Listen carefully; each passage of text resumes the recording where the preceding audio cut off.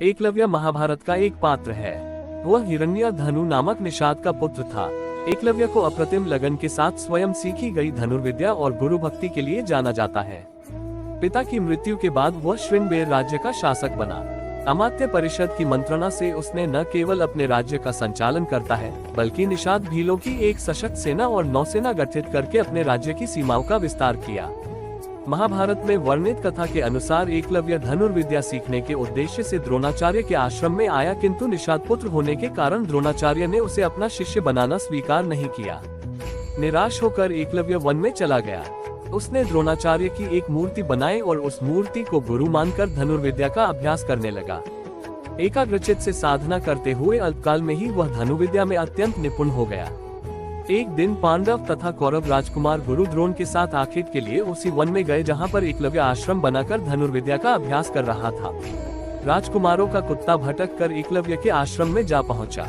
एकलव्य को देखकर वह भौंकने लगा।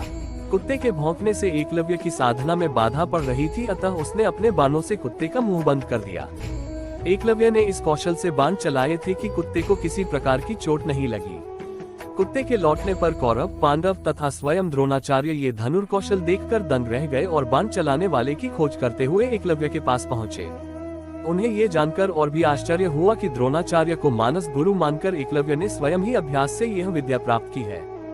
कथा के अनुसार एकलव्य ने गुरु दक्षिणा के रूप में अपना अंगूठा काटकर द्रोणाचार्य को दे दिया था।